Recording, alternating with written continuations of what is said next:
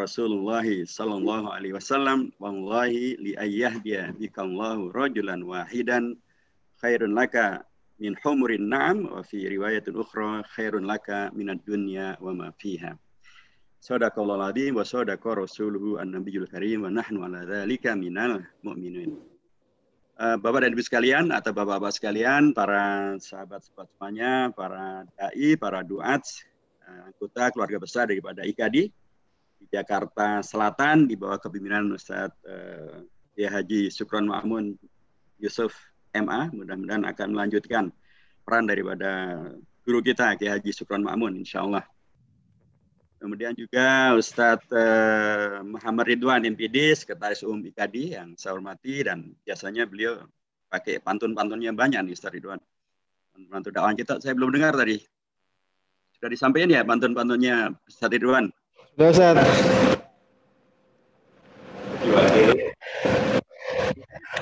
Itu pantun dakwah yang dahsyat insya Allah. Apalagi di kalangan Betawi ya. Baik.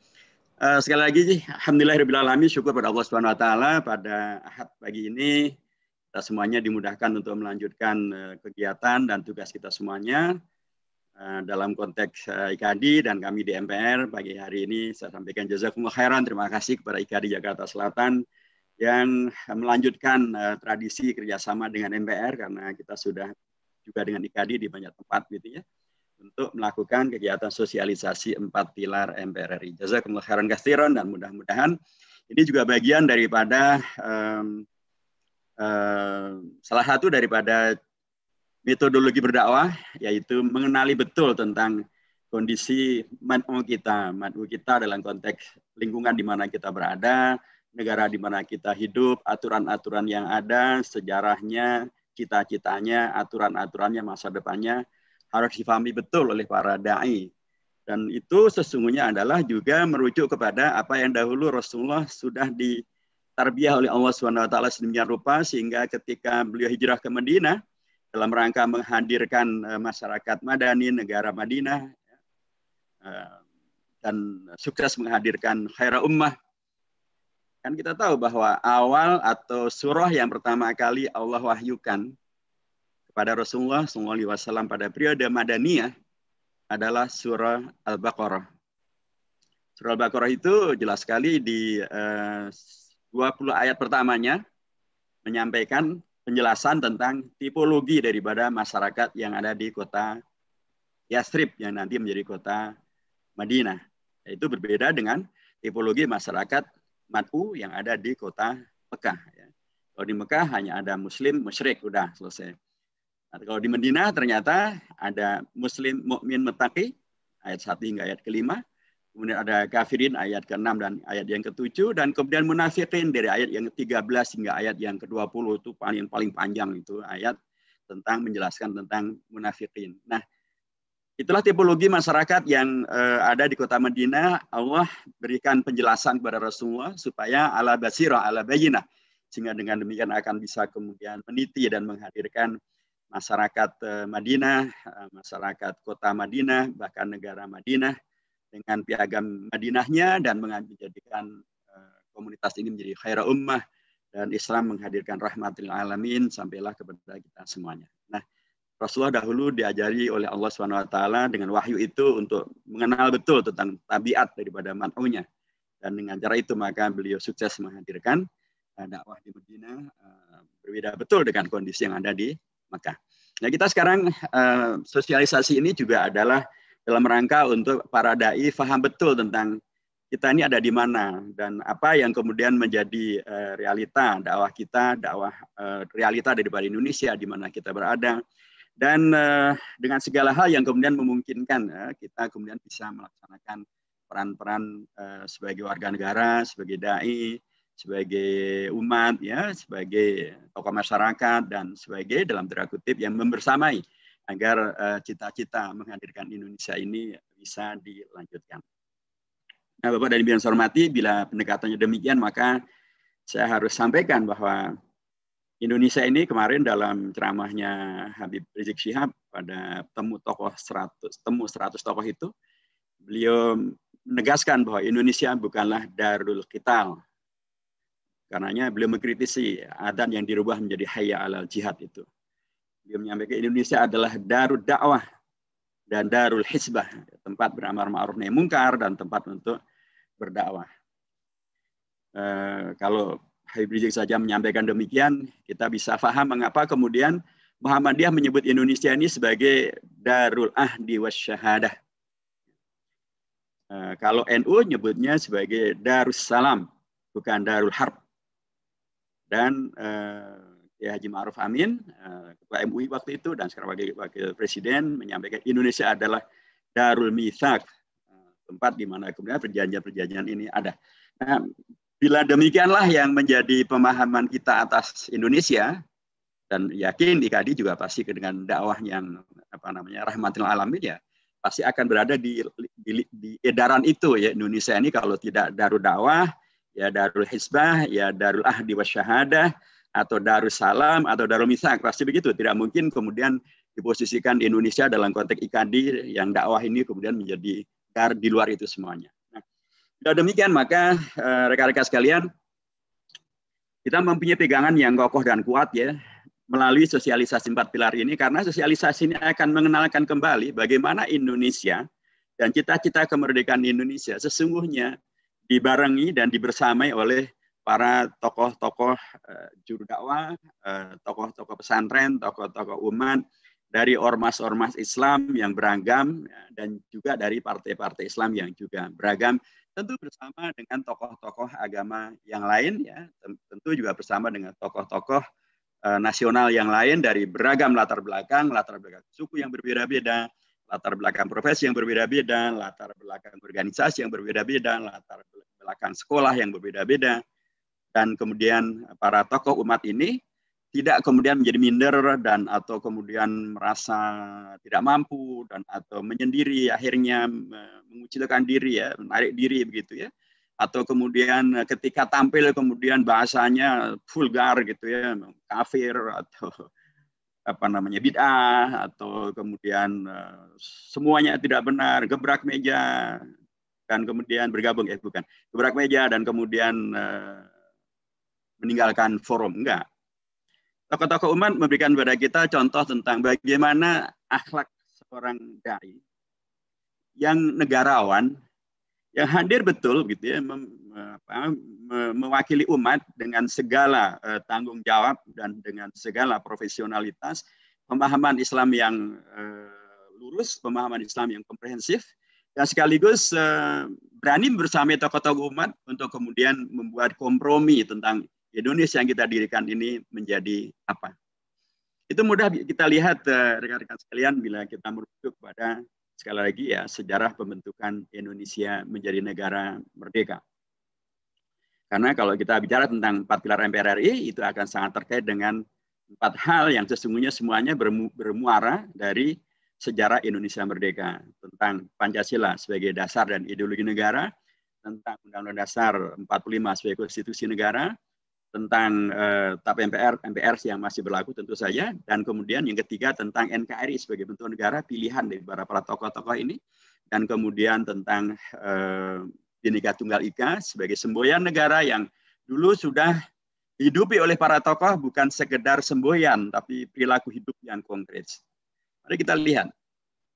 Dan saya yakin nilai-nilai ini sangat relevan, sangat korelatif, dan sangat penting untuk kemudian menjadi acuan, pegangan, dan arahan bagi para dai, umat, tokoh-tokoh, pimpinan ya, di era sekarang sekalipun dan di era yang akan datang, untuk menjaga agar Indonesia ini yang saya sebut sebagai, atau sering saya sebut sebagai, hakikatnya juga adalah warisan jihad, ijtihad, mujahadah, musyawarah, tadhiyah, dan hadiah, dan fikoh daripada para dai, para ulama, para tokoh-tokoh umat pada masanya untuk diwariskan kepada generasi yang berikutnya, generasi kita, untuk diwariskan pada generasi yang akan datang. Nah, sekali lagi karenanya 4 pilar adalah menghubungkan kita dengan realita sejarah ini. Bisa kita lihat misalnya ketika akan membentuk dasar negara sebagai jawaban atas kemungkinan Indonesia dimerdekakan. Karena waktu itu kemudian muncul pertanyaan dari Ketua BPUPK, Dr. Rajiman Bedjodiningrat. Ya. Dr. Rajiman Bedjodiningrat sebagai Ketua BPUPK bertanya kepada tokoh-tokoh bangsa, ada 60-an tokoh bangsa yang menjadi anggota BPUPK yang dari latar belakang yang berbeda-beda, yang beragam-ragam, ya, termasuk suku yang beragam-ragam, termasuk agama yang beragam-ragam, termasuk organisasi yang beragam-ragam. Umat Islam misalnya ada yang latar belakangnya dari Ormas. Ternyata selain NU dan Muhammadiyah, ada juga Ormas PUI di sana. Dari PUI misalnya ada Kiai Haji Abdul Halim, ada juga Kiai Haji Ahmad Sanusi. Dari Muhammadiyah ada Kiai Haji Mas Mansur, ada Kiai Haji Abdul Kahar Muzakir, ada Ki Bagus Hadi Kusumo, ya. Dari NU ada Kiai Haji Wahid Hashim, ada Kiai Haji Maskur, gitu ya. Dari kalangan partai Islam ada dari Partai Masyumi, dari Syarikat Islam ada Haji Atikus Cokrosioso, ada juga dari Partai Penyadar Haji Agus Salim. Ya, itu dari kelompok umat Islamnya dari kalangan yang beragam-ragam. Ada yang mengatakan yang berjasa hanya ormas, partai tidak berjasa. Yang ngomong begitu ya membaca sejarahnya belum khatam berarti. Karena partai Islam juga terlibat bersama dengan ormas Islam. Ada yang mengatakan hanya NU dan Muhammadiyah, ya ternyata juga ada PUI. Dan nanti juga ada dari Al-Khairiyah dari Banten, ya, yang kemudian menjadi anggota BPUPK juga. Jadi sekali lagi dari beragam tokoh umat yang beragam-ragam itu, kemudian mereka terlibat di dalam membahas Indonesia yang mau merdeka ini, dasar negaranya apa. Tokoh-tokoh kita menyampaikan argumentasinya, yang begitu tajam apa adanya bahwa karena Indonesia ini kan mayoritas penduduk beragama Islam, ya wajarnya kalau kemudian dasar negara adalah Islam. Tokoh-tokoh yang lain mengatakan ya betul sih memang kita mayoritas beragama Islam, tapi kita juga beragam-ragam, Islam juga yang beragam-ragam, kemudian pun juga di non Muslim juga beragam-ragam. Karenanya agar kita menyatu, mereka usulkan dasar negara itu adalah kebangsaan yang kemudian dibingkai dalam pidato Bung Karno sebagai Pancasila. Itu disampaikan pidato Bung Karno adalah pidato yang terakhir pada tanggal 1 Juni yang disebut sebagai hari lahir Pancasila itu. Sekalipun sesungguhnya Pancasila yang disampaikan Bung Karno pada tanggal 1 Juni itu adalah Pancasila yang sama sekali berbeda dengan Pancasila yang nanti diterima dan disepakati oleh Bapak Bangsa sebagai dasar negara. Pancasila Bung Karno terdiri dari 5 hal. Pertama adalah peri kebangsaan, kemudian peri kemanusiaan, kemudian demokrasi atau musyawarah, kemudian peri keadilan sosial, dan kemudian ketuhanan. Untuk melihat ini lima sila yang tidak kita kenal sekarang ini, begitu ya. Dan memang waktu itu belum ada kesepakatan. Jadi apa yang menjadi dasar negara? Ada 2 wacana tadi. Maka dibuatlah panitia kecil terdiri dari tadinya namanya panitia 8. Tapi Bung Karno merubahnya menjadi panitia 9 karena beliau melihat panitia 8 ini tidak adil karena umat Islam hanya diwakili oleh 2 orang. Karenanya beliau rubah menjadi panitia 9 di mana umat Islam diwakili 4 orang, kemudian kalangan nasionalis non-Islam, ya, non agama Islam begitu ya, ada 4 orang. Dan Bung Karno berada bersama kedua belah pihak gitu ya. Di sana juga ada satu non-Muslim, Mr. A.A. Maramis. Saya sering sampaikan bahwa A.A. Maramis ini tidak ada hubungannya dengan A.A. Agim. Itu 2 nama yang berbeda. Agim tokoh kita dari Bandung, kalau Maramis ini adalah tokoh dari Sulawesi Utara. Beliau seorang non-Muslim. Nah, Bung Karno merubah dari panitia 8 yang diputuskan oleh BPUPK karena beliau melihat ini tidak adil, tidak memberikan keadilan bagi umat Islam, karena wakilnya hanya 2 saja. Karenanya beliau rubah menjadi wakilnya umat Islam ada 4, dari kalangan nasionalis non agama ada 4, ya. Kemudian 1 dari kalangan nasionalis Kristiani. Dan kemudian 4 tokoh dari kalangan umat itu, 1 dari Muhammadiyah, Kiai Haji Kahar Muzakir, 1 dari NU, Kiai Haji Wahid Hashim, 2 dari Partai Islam, 1 dari Partai Syarikat Islam, namanya Abi Kusno Cokrosioso, adik daripada Haji Umar Said Cokro Aminoto, dan 1 dari Partai Penyadar, namanya Haji Agus Salim. Nah, 4 tokoh ini kemudian berdialog dengan 5 tokoh yang lain, ada 1 yang non-Muslim. Dan hasilnya adalah Pancasila 22 Juni dan Piagam Jakarta yang di dalamnya ada Pancasila 22 Juni. Nah, Piagam Jakarta itu kemudian menjadi pembukaan Undang-Undang Dasar. Piagam Jakarta itu sepertinya tadinya ada dipersiapkan untuk teks yang akan dibaca kalau Indonesia merdeka. Karenanya di alinea ketiganya sangat jelas sekali. Ada ungkapan yang juga sekaligus menandakan bagaimana 4 tokoh umat ini begitu luar biasa di dalam berdialog, di dalam berdebat, di dalam mengajukan pendapat, bagaimana mereka dihormati dan bagaimana mereka diterima. Mari kita lihat di alinea ketiga Undang-Undang Dasar itu pernyataannya sangat menandakan bahwa ini adalah masukan dari tokoh-tokoh umat Islam. Karena tidak mungkin usulan ini disampaikan kelompok sekuler. Tidak mungkin juga disampaikan kelompok non-muslim. Ini pasti disampaikan oleh kelompok umat Islam. Apa ungkapannya? Ungkapannya adalah atas berkat rahmat Allah yang Maha Kuasa dan didorongkan oleh keinginan yang luhur supaya berkehidupan, berkebangsaan yang bebas, maka rakyat Indonesia menyatakan dengan ini kemerdekaannya. Atas berkat rahmat Allah yang Maha Kuasa dan didorongkan keinginan yang luhur supaya berkehidupan. Ini ungkapan yang tidak mungkin muncul dari kelompok sekuleris karena sekuler memisahkan agama dengan negara gitu ya. Dan karena tidak mungkin bahwa rahmat dan berkah Allah ke dalam bernegara apalagi menjadi landasan Indonesia merdeka. Tidak mungkin apalagi disampaikan di kelompok liberalis, apalagi komunis, apalagi ateis, tidak mungkin. Dan bahkan kelompok komunis sesungguhnya tidak terlibat sama sekali di dalam BPUPK maupun Panitia 9 maupun juga PPKI yang menyiapkan Indonesia Merdeka, menyiapkan dasar negara, pembukaan Undang-Undang Dasar, proklamasi, tidak ada peran daripada kelompok komunis sama sekali. Nama Muso, nama Alimin, ya, nama Aidit, tidak ada sama sekali di dalam tokoh-tokoh yang mempersiapkan Indonesia Merdeka. Adanya nanti mereka memberontak pada 18 September tahun 1948. Saya ingin kembali, tokoh umat kita tadi itu, mereka adalah para dai yang begitu handal di dalam perdebatan dengan 5 tokoh yang lain. Mereka bisa menghadirkan usul yang diterima dan kemudian dipatrikan menjadi sesuatu yang abadi. Dan mengingatkan semua pihak bahwa Indonesia ini kemerdekaannya bukan karena hadiah daripada para penjajah, bukan karena, dan apalagi merdeka untuk menghadirkan sesuatu yang menghilangkan hakikat daripada rahmat dan berkah. Itu pasti capaian yang sangat luar biasa. Untuk bayangkan ini 4 di sana 5 gitu ya, tapi mereka bisa menghadirkan ini, dan memang 4 tokoh kita ini luar biasa, ilmu agamanya luar biasa kokoh kuat, kemudian wawasan bangsa, negara dan internasionalnya juga sangat kokoh dan kuat. Tentu tahu bagi Haji Karim Mutakhir itu adalah seorang santri tadinya di pesantren tradisional di Jogja dan kemudian sampai ke Termas di Pacitan gitu. Setelah itu beliau nyantri lagi di Al-Azhar di Mesir.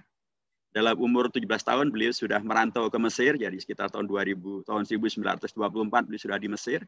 Dan di Mesir itu beliau menjadi penulis, menjadi semacam wartawan. Beliau menulis banyak berita tentang Indonesia. Sehingga kemudian berita tentang Indonesia itu menjadi sesuatu yang sangat familiar, dikenal dan diketahui oleh tokoh-tokoh di Mesir dan di Timur Tengah. Sehingga itulah yang juga memudahkan kemudian nanti Timur Tengah, Mesir, Saudi, dan juga Palestina mengakui Indonesia merdeka karena sudah dimukodimahi dengan banyak tulisan dari seorang Kahar Mutakhir, alumni Al-Azhar, yang ketika pulang, nanti beliau aktif dengan pergerakan menjadi anggota BPUPK dan menjadi anggota Panitia 9. Disitulah karenanya tidak aneh kalau kemudian alinea pertamanya pun bunyinya adalah kemerdekaan adalah hak segala bangsa. Karenanya segala bentuk penjajah harus dinyahkan dari muka bumi karena tidak sesuai dengan prinsip keadilan dan kemerdekaan. Ini karena beliau menghayati kondisi di Timur Tengah yang ada Israel yang akan menjajah Palestina dan memang terjadilah penjajahan Palestina. Dan karenanya dari alinea pertama Undang-Undang Dasar itu menjadi sikap yang luar biasa bagi pemerintah Indonesia sejak zaman Bung Karno sampai Pak Harto sampai sekarang pun sesungguhnya sikap dasar Indonesia masih tetap sama, yaitu menolak penjajahan Israel, tidak mengakui Israel sebagai negara yang menjajah Palestina dan tetap mendukung Palestina merdeka. Maka bisa kita lihat Bung Karno saja pada tahun 1955 pada waktu itu beliau menyelenggarakan konferensi Asia Afrika dan Israel sudah menjajah Palestina. Tahun 48 negara Israel sudah mereka dirikan, negara teroris dan imperialis Israel itu sudah mereka dirikan. Dan waktu itu Israel minta kepada pihak Indonesia, kepada Bung Karno untuk diundang hadir ke Bandung. Tapi Bung Karno menolak, beliau tidak mengundang Israel. Yang diundang adalah perwakilan Palestina, yaitu Imam Masjid Al-Aqsa, Sayyid Al-Amin Al-Husaini. Itu salah satu keberpihakan yang nyata. Lagi ketika tahun 59-an, Indonesia waktu itu kesebelasan Indonesia akan berada dalam fase ataupun ya babak penyisihan untuk masuk ke dalam World Cup, Piala Dunia sepak bola tahun 60-an. Nah, Indonesia menjadi juara Asia Timur. Dia harus berlaga dengan Israel yang menjadi juara Asia Barat. Apa sikap Bung Karno? Beliau memilih tidak mengirimkan kesebelasan Indonesia kalau harus bertanding melawan penjajah Israel. Lebih baik tidak ikut Piala Dunia ketimbang harus bermain melawan Israel. Sampai begitu Bung Karno. Karenanya tidak aneh ketika kemudian awal tahun 60-an beliau buat pernyataan yang sangat tegas. Selama Israel menjajah Palestina, maka selama itu juga Israel adalah penjajah dan karenanya Indonesia tidak membuka hubungan diplomatik atau hubungan apapun dengan Israel. Karenanya suatu ketika saya berada dalam suatu forum dan kemudian para tokoh bertanya kepada saya, Pak Hidayat, kenapa sih kita nggak bikin hubungan dengan Israel saja? Bukannya negara-negara Arab sudah pada bikin buka hubungan dengan Israel? Saya bilang kepada beliau-beliau, Bapak yang saya hormati, ya itu urusan mereka lah. Tapi yang jelas kita ada di Indonesia dan pemimpin besar kita Bung Karno menegaskan bahwa selama Israel menjajah Palestina, maka selama itu juga Indonesia tidak membuka hubungan dengan Israel. Jadi pemimpin kita bukan yang ada di sana, pemimpin kita adalah Bung Karno yang sikapnya sangat jelas dan tegas membela bangsa Palestina dan menolak segala bentuk penjajahan daripada Israel.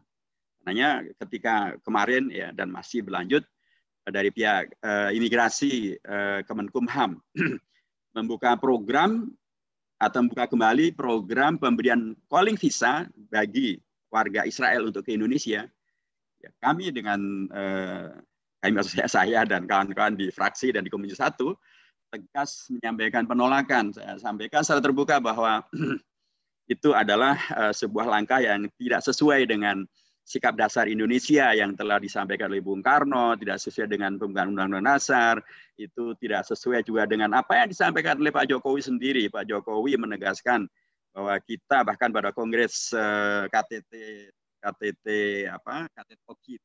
luar biasa OKI tahun 2016 di Jakarta, waktu itu Indonesia sebagai tuan rumah, membahas tentang Masjid Al-Aqsa, tegas sekali Pak Jokowi secara terbuka menyampaikan, mengajak kepada seluruh negara-negara OKI untuk membela Palestina merdeka dan karenanya memboikot Israel, karena Israel masih menjajah Palestina. Dan itu diulangi kembali ketika kemarin pertama kali hadir dalam sidang umum PBB, sekalipun melalui virtual, alhamdulillah ada COVID-19, jadi berkahnya Pak Jokowi hadir di sidang umum PBB melalui virtual. Kembali belum menegaskan ajakan untuk membela Palestina menjadi negara merdeka. Nah, kalau memang demikian, maka harusnya adalah bukan malah membuka peluang untuk kemudian mengesankan sudah ada hubungan diplomatik dengan dibukanya calling visa, tapi harusnya adalah memang lanjutkan saja perjuangan itu, maksimalkan posisi Indonesia sebagai anggota Dewan Keamanan PBB tidak tetap maupun sebagai anggota Dewan HAM PBB untuk menggalang dukungan internasional memerdekakan Palestina. Ada yang mengatakan, Pak Ida, bagaimana kita akan membantu Palestina? Sementara kita tidak punya hubungan dengan Israel. Harusnya kalau kita mau bantu, ya kita punya hubungan dengan Israel.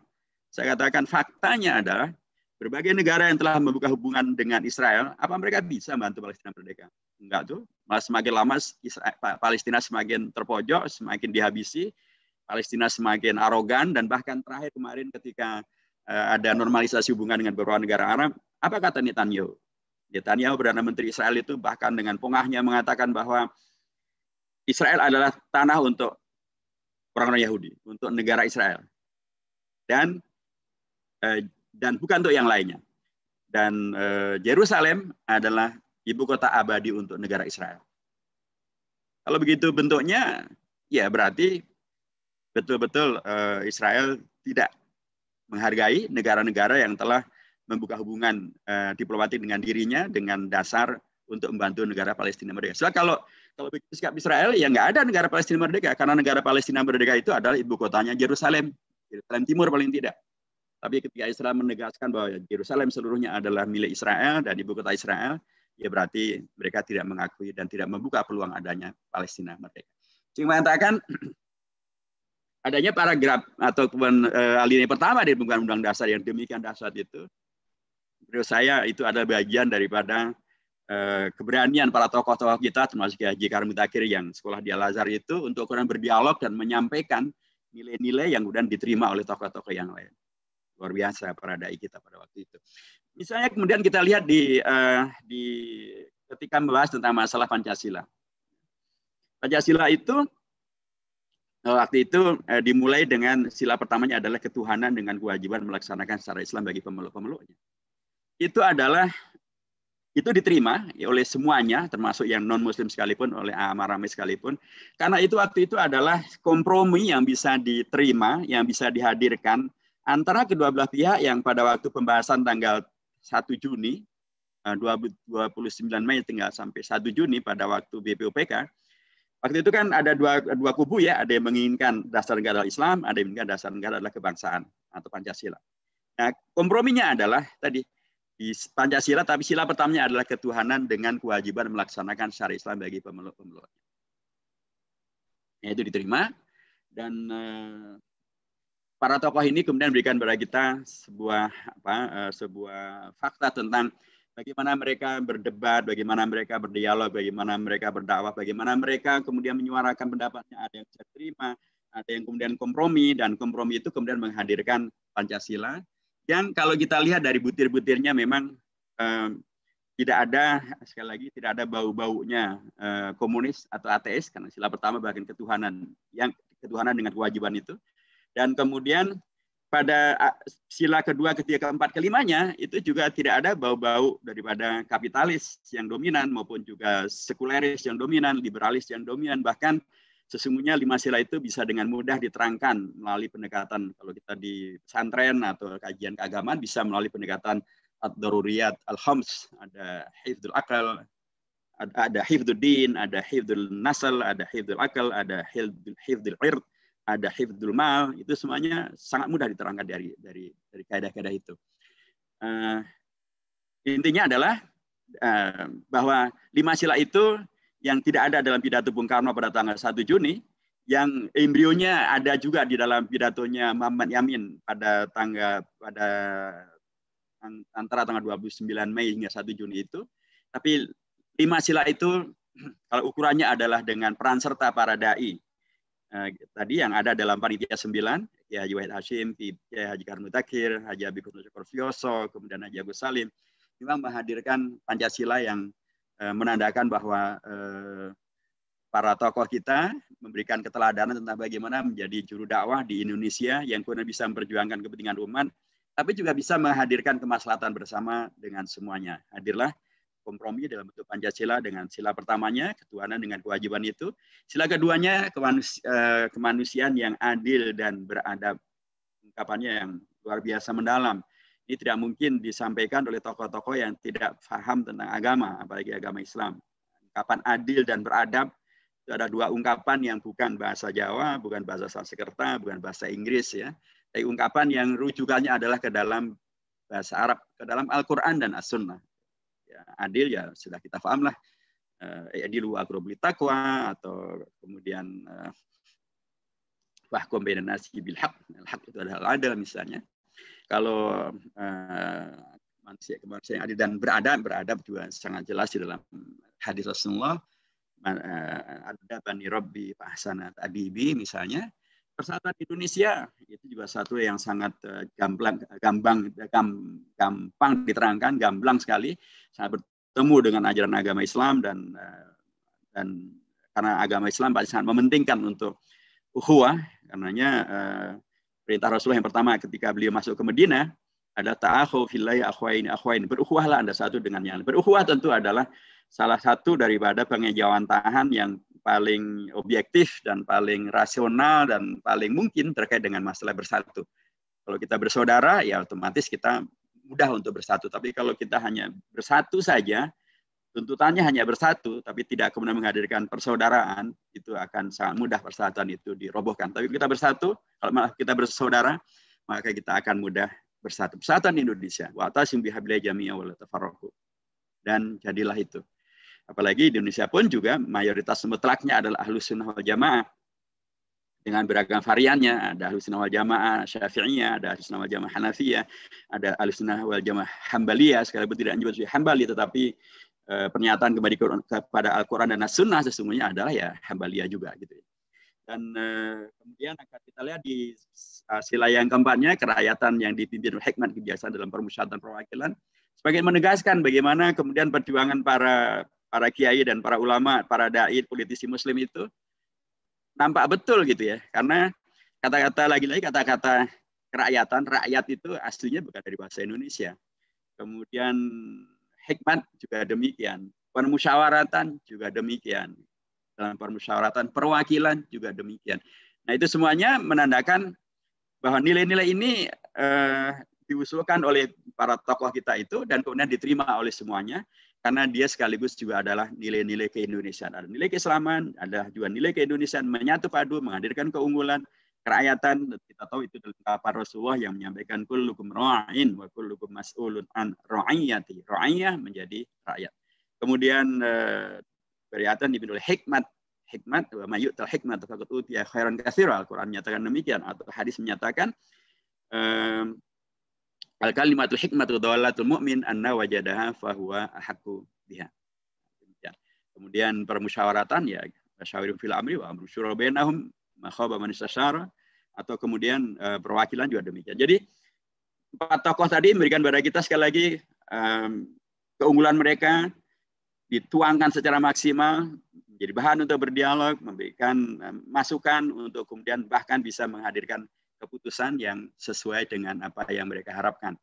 Yang sila kelimanya, keadilan sosial bagi seluruh Indonesia, sudah sangat kita mengerti bahwa Islam sangat menganjurkan dan mengajarkan tentang pentingnya agar hatta la takuna dulatan bainal aghniyai minkum, agar zakat sedekah itu kemudian bisa menyebar sehingga menghadirkan keadilan sosial bagi seluruh umat, seluruh bangsa Indonesia. Nah, saudara sekalian, bila ini kemudian kita simpulkan sekali lagi, maka Indonesia kita dengan pembukaan undang-undang dasarnya, dengan ideologi negara Pancasilanya, sesungguhnya lagi-lagi di situ memberi ruang bagaimana para dai, para ustadz, para kiai diberikan ruang yang luar biasa untuk kemudian bersama dengan tokoh bangsa yang lain, dan para dai ini pun juga tidak kemudian memisahkan diri, ya, mengkafirkan, membid'ahkan, dan uzlah gitu ya, atau kemudian hanya khuruj ya, dan kemudian tidak kembali lagi, enggak. Mereka kemudian bersama dengan tokoh-tokoh menyampaikan sikap yang terbaik, menyampaikan pendapat yang terbaik, mendialogkannya, dan kemudian ada yang diterima, ada yang tidak terima, ada yang kompromi, dan jadilah itu sebagai sesuatu yang kemudian abadi sampai sekarang ini. Nah, ketika kemudian Indonesia merdeka, dan itu di kemerdekaannya pun kita tahu juga mempunyai makna yang spesifik, karena itu dimerdekakan di hari Jumat, dan hari Jumat itu adalah Sayyidul Ayyam, di hari ke-9 dari bulan Ramadan. Dan para dai pasti sangat ingat hari ke-9 itu masih dalam konteks ketika ada hadis yang masyhur ya, yang membagi Ramadan itu dalam 3 fase, awwalu rahmah wa wasatu maghfirah wa akhiru idkun minan nar. Awwalu rahmah ya berarti 10 hari pertama adalah rahmah, dan itu bertemu dengan apa yang tadi disampaikan di dalam alinea ketiga penggunaan Undang-Undang Dasar, atas berkat rahmat Allah. Ya, rahmat itu kemudian bertemu dengan tanggal 9 Ramadan. Jadi dia dimerdekakan di bulan Ramadan, di Sayyidu Asyhur, di hari Jumat, Sayyidu Al-Ayyam, dan di tanggal 9 Ramadan yang masih masuk kategori awalu rahmah itu. Dah, maka tidak aneh bila kemudian kemerdekaan Indonesia itu juga disambut gilang gemilang gitu ya oleh para habaib sekalipun. Bung Karno menyampaikan, Bung Karno membacakan proklamasi kemerdekaan itu kan beliau datang ke rumah Habib Kuitang, Habib Ali Kuitang, Habib Ali Habashi Kuitang, untuk menyampaikan bahwa Indonesia baru diproklamasikan kemerdekaan.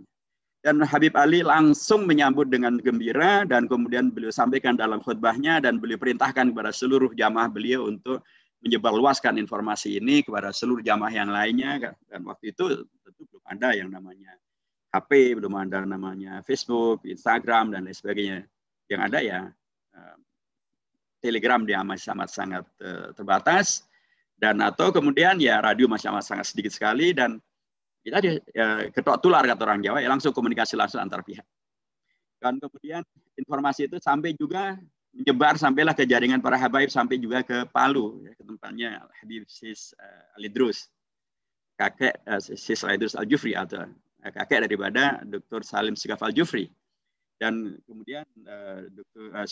Sis Alidrus itu kemudian beliau menggubah satu syair yang intinya adalah menyambut Indonesia merdeka, menyambut berkibarnya bendera merah putih, menyambut Bung Karno sebagai Presiden Indonesia, dan mendoakan agar semuanya sukses dan menghadirkan izah bagi umat dan bagi bangsa. Para habaib menyambut Indonesia merdeka karena tadi nilai-nilai yang luar biasa yang diperjuangkan oleh para ulama juga. Nah kemudian bahkan saya sering sampaikan para habaib termasuk Habib Muhammad bin Hussein Al-Mutahhar yang sering disebut hanya dengan ungkapan H, Mutahhar, ya, kadang-kadang H pun juga disebut sebagai Haji atau Hans gitu ya. Beliau adalah Habib Muhammad bin Hussein Al-Mutahhar. Beliau usrah Habib. Mutahhar itu adalah usrah dari min sulalati Rasulillah, seperti Al-Jufri, seperti As-Segaf, seperti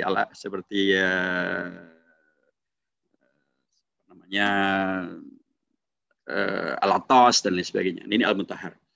Habib Muhammad bin Hussein Al-Mutahhar pada tahun 45 beliau menciptakan lagu syukur. Himna syukurnya, dari yakinku teguh hati ikhlasku penuh ila akhiri himna gitu. Menyambut Indonesia merdeka dengan kesyukuran.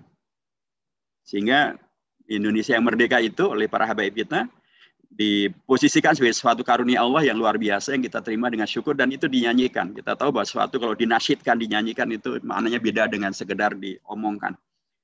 Dan pada peringatan pertama kemerdekaan Indonesia tahun 17 Agustus tahun 46, beliau sudah mengubah lagu yang lain, Hari Merdeka, yang begitu luar biasa heroik, yang kemudian menghadirkan semangat ya mencintai Indonesia yang penuh dengan heroisme gitu. Dan maaf kadang-kadang ada guyonan yang saya sering sampaikan. Guyonan nih cuman ya, ini kawan-kawan dari Madura konon ya menyanyikan lagu ini dengan bahasa guyonan. 16 Agustus tahun 45. Ramadan. Tidak betul, Pak. Enggak, kata orang Madura, tetap 16 Agustus tahun 45. Enggak, bukan 16, 17. Enggak, 16 Agustus tahun 45.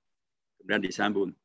Besoknya hari kemerdekaan kita. Jadi kalau besoknya ya itu semuanya adalah 17 Agustus. Ya, jadi begitu luar biasanya para habaib mempersiapkan Indonesia merdeka itu diterima oleh umat, oleh bangsa Indonesia sampai sedemikian rupa dibuatkan lagu-lagu. Sehingga karenanya ya sudah sangat semestinya bila kemudian ya bangsa Indonesia ini menghormati ya para ulama kita, para habaib kita yang demikian luar biasa memperjuangkan Indonesia merdeka, dan jangan malah dilakukan tindakan-tindakan yang tidak menandakan hormat kita kepada jasa para habaib dan para ulama yang begitu luar biasa untuk Indonesia itu. Baik, kita lanjutkan. Bagaimana kemudian para ulama tetap mengawal Indonesia merdeka, sekalipun tadi sila pertamanya sudah berubah menjadi ketuhanan dengan ketuhanan menjadi ketuhanan yang Maha Esa. Tadi kan ketuhanan dengan kewajiban, tapi karena ada pihak dari Indonesia Timur yang mengancam akan memisahkan diri dari Indonesia kalau 7 kata itu tetap ada dan tidak dihapuskan. Padahal 7 kata itu juga tadinya sudah dibahas dengan tokoh-tokoh yang beragam-ragam tadi yang saya sebutkan apa.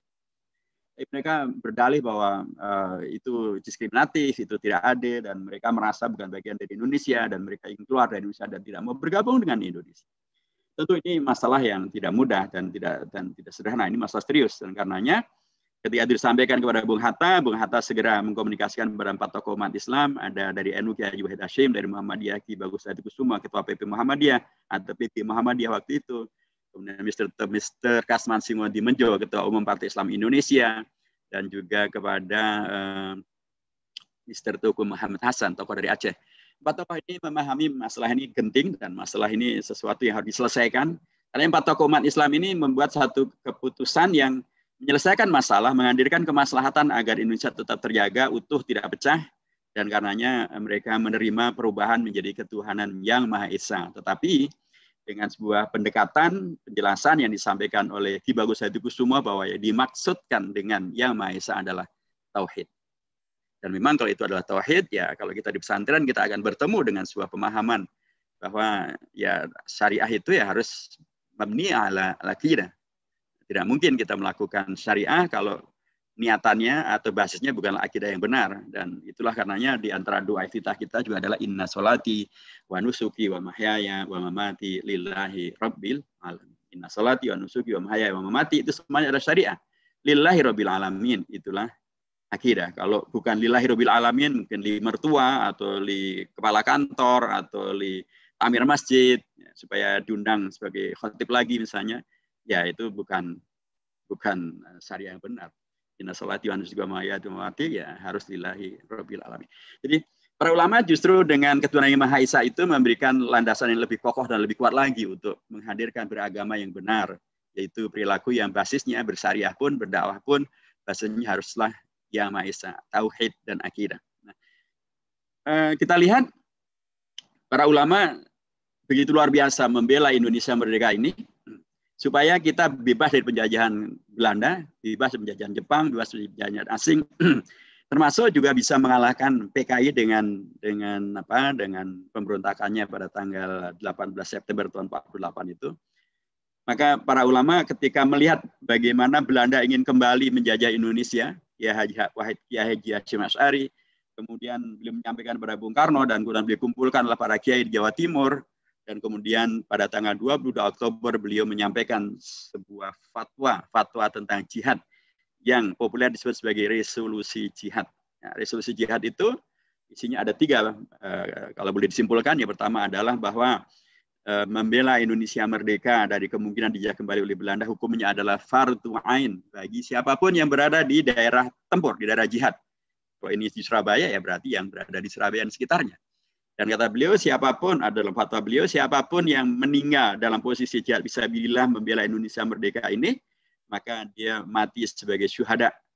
Dan siapapun yang mengkhianati perjuangan ini, dia boleh dihukum mati. Dan bangkitlah para santri, para kiai. Mereka mengirimkan kiai santrinya, kiainya begitu ya, ke medan tempur di medan jihad di Surabaya. Dan ada waktu itu dibentuklah oleh para kiai, ada namanya laskar kiai, ada namanya laskar santri, ada namanya laskar Hizbullah, ada namanya laskar Sabilillah untuk membela Indonesia merdeka dari penjajahan Belanda. Padahal saya katakan istilah pertamanya sudah berubah. Tapi para ulama paham betul bahwa berubah itu bukan menjadi batal atau menjadi batil, tapi justru berubah malah menjadi semakin kokoh dan kuat karena memberikan basis tentang tauhid tadi itu. Dan kita tahu bahwa peristiwa itu kemudian menghadirkan peristiwa 10 November, Hari Pahlawan nanti disebutnya, dan 22 Oktober nanti disebut sebagai Hari Santri Nasional, dan sukseslah umat Islam, para kiai membela dan menyelamatkan Indonesia. Sebelum itu, tanggal 22 Oktober di Surabaya diumumkan tentang resolusi jihad. Pada tanggal 7 dan 8 November tahun 45, umat Islam berkumpul di Yogyakarta, termasuk Kiai Haji Hasyim Asy'ari datang ke Yogyakarta, tokoh-tokoh NU datang ke Yogyakarta, tokoh Muhammadiyah otomatis berada di Yogyakarta, tokoh-tokoh yang lain dari Persis dan lain sebagainya juga akhirnya datang. Untuk apa? Menyelenggarakan yang disebut sebagai Kongres Umat Islam yang pertama. Kongres Umat Islam yang pertama itu keputusannya ada 2. Pertama adalah mendukung resolusi jihad dari Kiai Haji Hasyim Asy'ari. Jadi resolusi jihad itu didukung oleh Kongres Umat Islam yang menghimpun umat Islam dari seluruh perwakilan yang ada di Indonesia waktu itu. Saya yakin kalau waktu itu IKADI sudah ada juga akan datang di Kongres Umat Islam ya pertama di Jogja itu. Tapi karena IKADI belum lahir ya niatannya sudah nyampe gitu ya. Kemudian yang kedua adalah mendirikan hanya satu partai saja, yaitu satu partai untuk umat Islam namanya Partai Masyumi. Demikianlah keputusan waktu itu. Yang kita tahu nanti akan ada perkembangan berikutnya. Dan kemudian Muhammadiyah sendiri pada tanggal 28 Mei tahun 1946, 6 bulan berikutnya sekitar itu, Muhammadiyah juga mengeluarkan amanat jihad, namanya amanat jihad, yang intinya sama dengan apa yang disampaikan Kiai Haji Hasyim Asy'ari, yaitu mendorong dan mengajak dan menyuruh, memerintahkan kepada seluruh umat Islam untuk tampil berada di garda terdepan membela Indonesia merdeka dari penjajahan Belanda. amanat jihad, resolusi jihad, fatwa jihad, semuanya dikumandangkan, tapi nggak pakai adzan. Jadi bukan melalui adzan itu dikumandangkan, karena memang nggak boleh adzan itu dirubah-rubah menjadi yang ada yang rubah adzan kan Syiah gitu ya. Padahal kita semuanya Ahlus Sunnah wal Jamaah, tidak ada adzan yang dirubah. Dan apalagi yang dirubah malah hayya 'alas shalah, jadi malah hayya 'alal jihad, itu tentu tidak boleh, dan karenanya memang harus diusut itu, dan itu harus dikoreksi karena tidak sesuai dengan akidah fikih Ahlus Sunnah wal Jamaah, tidak sesuai juga dengan hadis-hadis Rasulullah ya. Dan tidak diperlukan pada zaman di mana kita mestinya semakin bersatu padu gitu ya.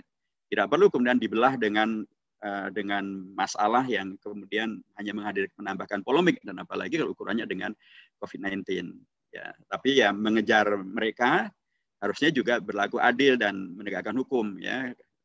Kalau yang hayya 'alal jihad kemudian juga dikejar dan ditangkap gitu ya, mestinya yang meneriakan Papua Merdeka atau mendukung Papua Merdeka itu juga mestinya juga dikejar, karena justru menghadirkan Papua Merdeka itu separatisme, dan separatisme itu jelas bertentangan dengan hukum Indonesia, bahkan parah sekali itu, karena dia sesuatu yang harusnya memang tidak ditolerir. Jadi saya kembali pada para ulama kita dari NU, dari Muhammadiyah, Kongres Umat Islam Pertama, mereka mendukung adanya jihad, jihadnya membela kemerdekaan Indonesia. Melawan siapa? Melawan Belanda, bukan melawan sesama umat, melawan sesama ormas atau sesama komunitas umat gitu ya. Tapi melawannya adalah Belanda, penjajah Belanda. Dan mereka kemudian memberikan kepada kita sebuah keteladanan. Berhasilnya mereka menghadirkan jihad melawan Belanda dan kemudian menyelamatkan Indonesia dari penjajahan Belanda. Nah, ini semuanya menurut saya bagian yang sangat penting untuk dihayati oleh para dai ya, pada zaman sekarang dan zaman-zaman berikutnya. Bagaimana kita duduk benar bahwa kita memang ada di Indonesia, dan Indonesia itu sedemikian rupa diperjuangkan oleh para ulama gitu ya, baik dari partai dari ormas maupun orpol, bahkan dari melalui jihad yang kemudian dikumandangkan demikian luar biasa, bahkan termasuk diperjuangkan oleh para umaro. Para umaro dalam konteks ini adalah para sultan, karena sebelum Indonesia merdeka, Indonesia ini terdiri dari kesultanan-kesultanan. Ada Kesultanan Mataram, ada Kesultanan Bone, ada Kesultanan di Aceh, ada Kesultanan di Cirebon, ada Kesultanan di Makassar, di Ternate Tidore, di Palembang, dan seterusnya. Jadi itulah Indonesia. Karenanya ketika Indonesia diproklamasikan, sesungguhnya bayang-bayang tentang teritori konkret Indonesia itu yang mana juga masih belum jelas. Sampailah kemudian Sultan Jogja, Sultan Hamengkubuwono ke-9 di Jogja, beliau membela penuh Indonesia merdeka, dan bahkan beliau mengundang Bung Karno untuk pindah ibu kotanya ke Jogja karena Jakarta diserang, dibombardir oleh Belanda. Pada tanggal 4 Januari tahun 1946, Indonesia ibu kotanya pindah ke Jogja atas undangan dari si Sultan Hamengkubuwono ke-9. Dan bahkan si Sultan Hamengkubuwono ke-9 menyerahkan kedaulatan tanah beliau, kerajaan beliau yang dulu diterima, diwarisi sudah lebih dari 5 abad yang lalu, dan kemudian waktu itu pun juga ada perang untuk mengeksiskan kerajaan beliau dengan Pajang gitu ya, dan bahkan beliau perang melawan Belanda untuk melawan penjajahan Belanda. Tapi ketika kemudian terjadi Indonesia merdeka dan kemudian proklamasikan Indonesia merdeka tanpa ada perang, tanpa ada babi bu, kemudian beliau menyerahkan, mendukung Indonesia merdeka, bahkan menjadikan ibu kota Indonesia, dan kemudian bahkan beliau membantu Indonesia merdeka ini supaya bisa betul-betul merdeka dengan memberikan gaji kepada para karyawannya atau para pejabatnya atau pada warganya, dan kemudian juga agar bisa mencetak uangnya sendiri, karena kalau negara merdeka enggak, uangnya masih gulden Belanda terus, ya itu tentu makna kemerdekaannya sangat bermasalah. Karenanya beliau memberikan uang cash kepada pemerintah Indonesia setara dengan 6 juta gulden. 6 juta gulden itu setara dengan 600 miliar rupiah. Subhanallah. Dan beliau, antum masih tahu, gelar beliau adalah Senopati Ngalogo, Ngabdurrahman, Sayyidin Panotogomo, Khalifatullah ing Tanah Jawa. Beliau dengan gelaran semacam ini dan kerajaan beliau yang beliau warisi dengan kondisi yang tadi sudah saya sampaikan, ketika Indonesia merdeka tanpa perang, tanpa diserang, tanpa apapun, beliau serahkan kepada Indonesia. Gelar beliau pun juga beliau fahami untuk kemudian diposisikan pada tingkat yang benar, dan bahkan bukan hanya menyerahkan, membela, membantu, dan ngasih duit. 600 miliar rupiah. Luar biasa kalau 10%-nya dikasih ke IKADI Jakarta Selatan ini sudah luar biasa dakwah di IKADI gitu ya. Itu juga berlanjut. Ada 2 sultan yang lain. 2 sultan ini bahkan masih sulalat min dzurriyyati Rasulillah, sulalatu Rasulillah, keturunannya Rasulullah, gelarnya Syarif, yaitu Sultan Syarif Abdul Hamid Al-Qadri kedua, sultan dari kerajaan Pontianak. Beliau Syarif itu menandakan bahwa keturunan dari Rasulullah dari jalur Al-Hasan. Kalau dari jalur Al-Husain sebutannya adalah As-Sayyid, Syarif. Beliau ketika Indonesia merdeka, Kesultanan Pontianak yang sudah berdiri lebih dari 2-3 abad itu, kemudian beliau gabungkan dengan Indonesia merdeka, dan bahkan juga beliau membantu Indonesia merdeka dengan 300-an meriam dan senjata api untuk mempertahankan kemerdekaan Indonesia. Subhanallah. Dan nanti beliau juga yang menciptakan lambang burung Garuda Pancasila itu.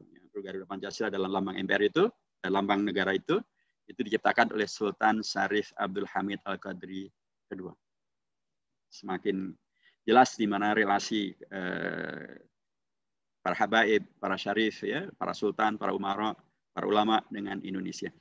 Nah, yang kedua Sultan Syarif Qasim atau Sultan Syarif Qasim, Qasim mestinya. Kedua, sultan daripada kerajaan Siak Indrapura dari Riau. Beliau ya, kerajaan yang beliau warisi dari ayahnya, kakeknya berbilang abad itu, yang dulu perang dengan Portugis, perang dengan Belanda, dan untuk menjaga eksistensinya. Ketika Indonesia merdeka, tanpa perang, tanpa bujuk rayu, janji bla bla bla, beliau serahkan dukungan pada Indonesia merdeka dan serahkan kerajaan beliau pada Indonesia. Termasuk beliau serahkan mahkota kerajaan beliau yang terdiri dari emas, manikam, berlian, dan lain sebagainya. Masuk beliau kasih Indonesia duit cash. Kalau Sultan Jogja ngasihnya 6 miliar gulden, maaf 6 juta gulden, maka beliau ngasihnya 13 juta gulden. 13 juta gulden itu setara dengan 1,3 triliun rupiah. Subhanallah. Begitulah para sultan, kerajaan-kerajaan Islam mencintai dan mengharapkan Indonesia yang merdeka itu menjadi sesuatu yang pastinya adalah apa yang kemudian disebut sebagai atas berkat rahmat Allah yang Maha Kuasa itu.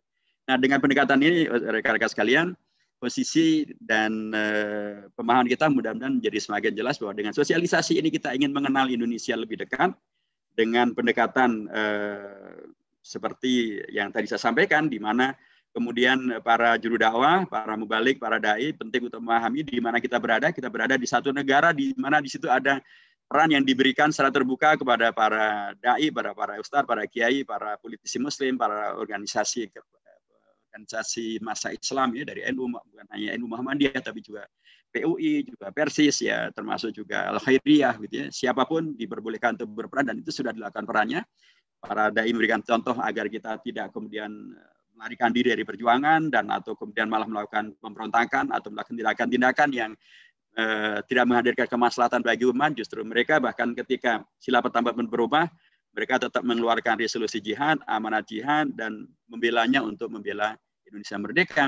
Bahkan mereka gabungkan kerajaan-kerajaan mereka ciptakan lambang negaranya, termasuk diselamatkan menjadi NKRI. Ini terakhir yang saya sampaikan. Ketika Indonesia merdeka, Belanda tidak rela Indonesia menjadi negara merdeka. Mereka kacaukan Indonesia, diserang, dilakukan infiltrasi, dan termasuk akhirnya Belanda melalui 2 perjanjian tidak mengakui NKRI. Pada tahun 46 ketika dilakukan perjanjian Linggarjati, Belanda hanya mengakui Indonesia adalah 30 saja, yaitu Sumatera, Jawa, dan Madura. Di luar itu bukan Indonesia. Kalau demikian maka tentu tidak sesuai dengan cita-cita Indonesia merdeka, yaitu menjadi NKRI yang disepakati pada tanggal 18 Agustus tahun 1945 dan masuk dalam Undang-Undang Dasar di bab 1 pasal 1 ayat 2. Bab 1 pasal 1 ayat 1 dari Undang-Undang Dasar. Nah, Belanda kemudian tidak cukup dengan itu saja. Kemudian dilakukan agresi militer pertama, agresi militer kedua, dikuasailah ibu kota Indonesia di Jogja dan ditangkaplah Bung Karno, dan bahkan kemudian dibuatlah perjanjian konferensi Meja Bundar di Den Haag yang kemudian menghadirkan keputusan dari pihak Belanda bahwa Belanda mengakui Indonesia merdeka, tapi bukan NKRI.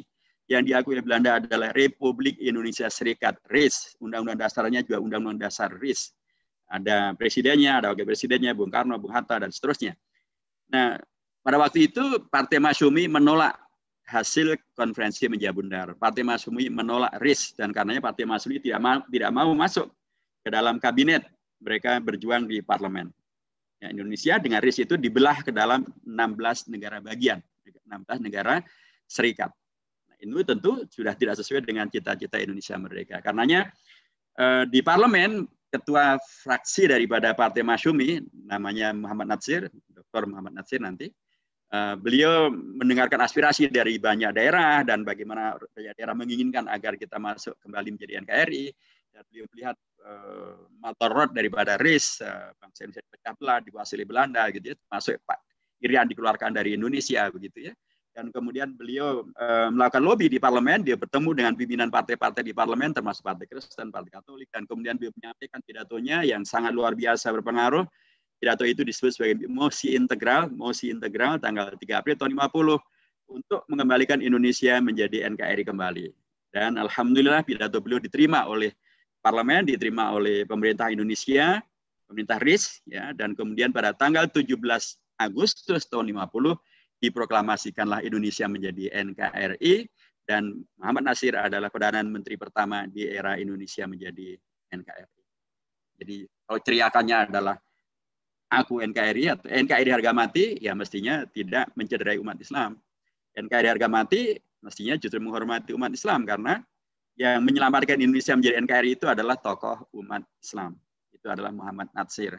Dan umat Islam pun karenanya juga jangan kemudian melihat NKRI Indonesia ini sebagai tadi negara kafir, negara bid'ah, dan karenanya tidak mau berperan serta, tidak mau kemudian bersama tokoh dan warga bangsa yang lain untuk menyelamatkan Indonesia dari komunisme, dari liberalisme, dari hedonisme, dari hal-hal yang kemudian tidak sesuai dengan cita-cita Indonesia merdeka. Justru dengan peristiwa NKRI tadi menegaskan kembali sebagaimana peristiwa resolusi jihad, fatwa jihad, amanat jihad, mempertahankan Pancasila gitu ya, supaya tetap dalam koridor tauhid ya. Itu semuanya menandakan bahwa dalam konteks Ahlussunnah wal Jamaah maupun dalam konteks dakwah memang relasi dan korelasi antara Indonesia dengan Pancasilanya, dengan Undang-Undang Dasarnya, NKRI dan Bhinneka Tunggal Ika-nya adalah sesuatu yang sangat kokoh dan kuat. Dan ini penting betul untuk menjadi pegangan dari seluruh umat termasuk para dai-nya sehingga kita bisa berperan maksimal di Indonesia dengan tasawur, dengan persepsi yang jelas yang baik bahwa Indonesia lagi-lagi bukanlah darul kita seperti diingatkan oleh Habib Rizik Syihab, juga bukan darul harb seperti diingatkan oleh kalangan ulama kita di NU. Indonesia adalah darus salam, Indonesia adalah darul ad-da'wah, Indonesia adalah darul ahdi wa syahadah sebagaimana dikatakan oleh sahabat-sahabat kita dari Muhammadiyah. Saya kira demikian, sahabat sekalian, barakallahu fikum jami'an, wallahu ma'akum wa lan yatirakum amalakum wa wallahu muwaffiq ila aqwamit thoriq wa nasrun minallahi wa fathul qarib. Wabillahi taufiq wal hidayah. Wassalamualaikum warahmatullahi wabarakatuh.